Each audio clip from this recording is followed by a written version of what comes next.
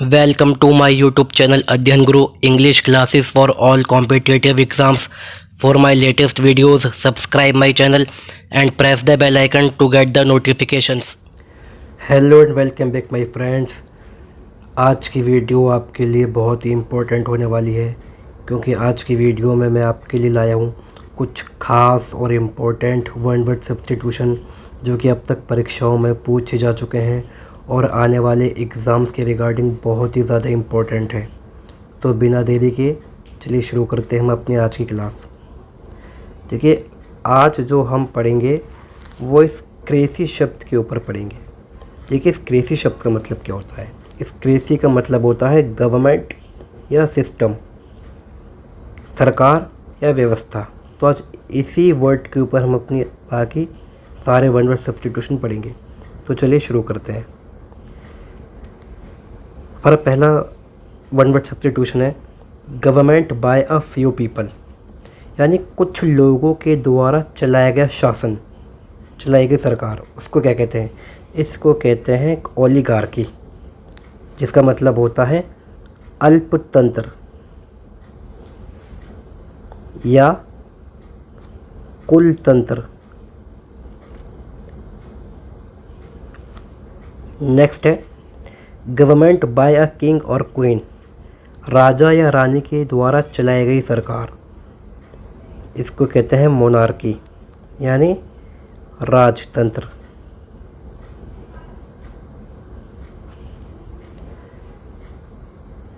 अगला सवाल है गवर्नमेंट बाय डिवाइन लॉज और रिलीजियस पीपल, धार्मिक लोगों के द्वारा चलाया गया शासन या धार्मिक लॉज, जो डिवाइन लॉज हैं, देवीय कानूनों के द्वारा चलाया गया शासन।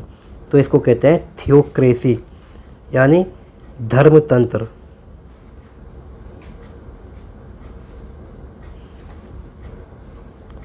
अगला सवाल है government bye elected representatives without a monarch, चुने हुए प्रतिनिधियों के द्वारा चलाई गई सरकार या बनाई गई सरकार जिसमें कोई भी राजा या रानी नहीं होता। तो इसको कहते हैं रिपब्लिक, गणतंत्र। जैसे कि भारत एक गणतंत्र देश है। देखिए, इस गणतंत्र को मैं और एक्सप्लेन कर देता हूँ। देखिए, रिपब्लिक होता क्या है। इसको कहते हैं गणतंत्र जिसके अंदर कोई भी राजा या रानी के पास शक्तियाँ नहीं होती, यानी कि जिस देश में शक्तियाँ किसी एक व्यक्ति के हाथ में नहीं होती, जहाँ पर सरकार चुने गए प्रतिनिधियों के द्वारा बनाई जाती है। तो इसको रिपब्लिक कहते हैं यानी गणतंत्र। अगला सवाल है हमारा गवर्नमेंट बाय इलेक्टेड रिप्रेजेंटेटिव्स, यानी चुने गए प्रतिनिधियों के द्वारा चलाई गई सरकार। इसको कहते हैं डेमोक्रेसी, लोकतंत्र।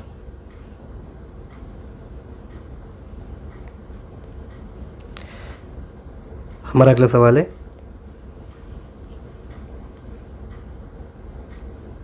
गवर्नमेंट बाय ऑफिशियल्स, यानी सरकारी अधिकारियों के द्वारा चलाई गई सरकार।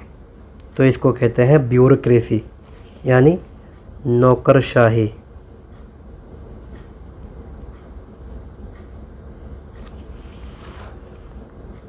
हमारा अगला सवाल है government by one person with absolute power, किसी एक व्यक्ति के द्वारा चलाई गई सरकार जिसके पास असीम शक्तियाँ होती हैं।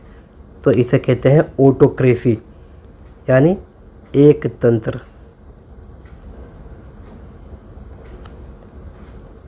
हमारा अगला सवाल है government by one person with absolute power which has been obtained by force और government run by a dictator, किसी एक व्यक्ति के द्वारा चलाई गई सरकार जिसके पास असीम शक्तियाँ होती हैं, जिसने उसको ज़बरदस्ती हथिया लिया है, या किसी डिक्टेटर यानी तानाशाह के द्वारा चलाई गई सरकार। तो इसको कहते हैं डिक्टेटरशिप यानी तानाशाही।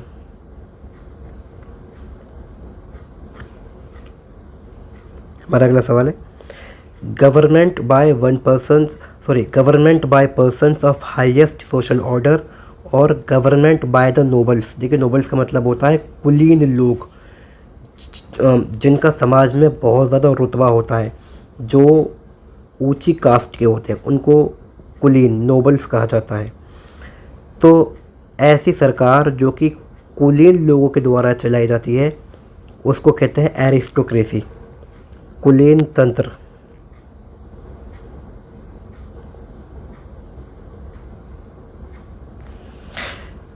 नेक्स्ट है गवर्नमेंट बाय द इंटेलिजेंसिया। देखिए, इंटेलिजेंसिया का मतलब होता है बुद्धिजीवी। तो ऐसी सरकार जो कि बुद्धिजीवी लोगों के द्वारा चलाई जाती है तो उसको कहते हैं मेरिटोक्रेसी, यानी प्रतिभा तंत्र।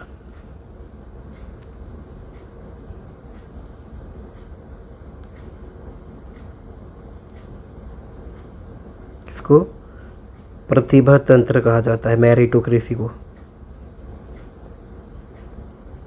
या बुद्धिजीवी तंत्र भी कहते हैं।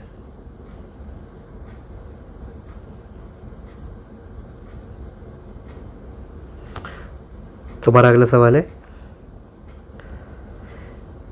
Government by the rich and powerful class और गवर्नमेंट बाय रिच पीपल। अमीर लोगों के द्वारा चलाई गई सरकार उसको क्या कहते हैं? तो इसको कहते हैं प्लूटोक्रेसी, यानी धनिक तंत्र। धनिक तंत्र। हमारा अगला सवाल है government in which both the central and the state government drive the power and authority from the constitution.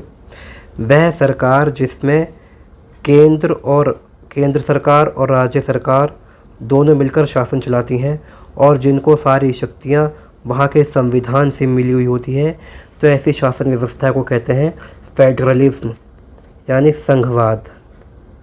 जैसे भारत एक संघवाद देश है, या कनाडा, ये भी एक संघवाद देश है। हमारा अगला सवाल है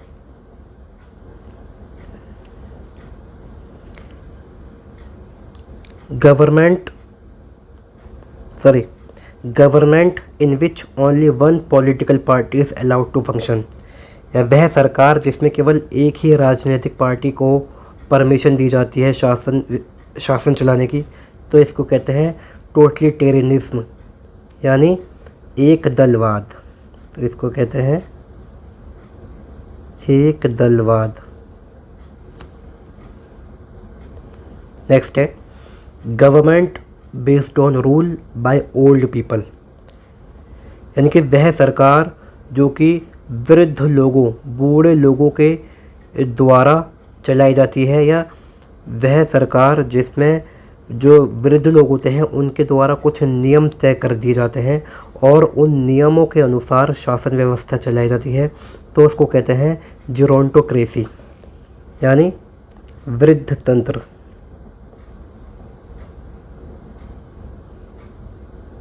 वृद्ध तंत्र। नेक्स्ट है एब्सेंस ऑफ गवर्नमेंट, यानी कि ऐसी व्यवस्था जिसमें सरकार की अनुपस्थिति होती है, यानी कि जिसमें सरकार बिल्कुल भी कोई रोल प्ले नहीं करती, तो ऐसी व्यवस्था को कहते हैं अनार्की, अराजकता, या अव्यवस्था।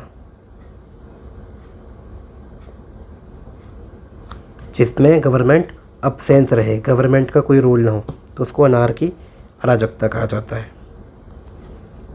नेक्स्ट है गवर्नमेंट रन बाय थीव्स। चोरों के द्वारा चलाया गया शासन या चोरों के द्वारा बनाई गई सरकार, इसको कहते हैं क्लेप्टोक्रेसी, यानी चोर तंत्र।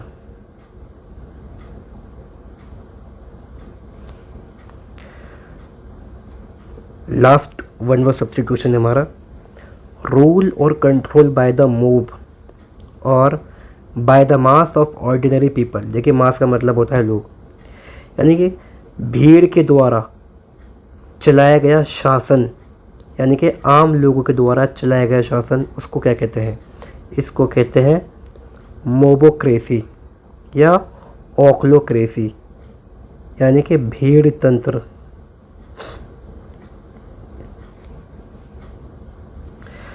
आई होप आपको मेरी वीडियो पसंद आई होगी। अगर आपको मेरी वीडियो पसंद आई हो तो प्लीज़ मेरे चैनल को सब्सक्राइब कीजिए, लाइक कीजिए और शेयर कीजिए। Thank you.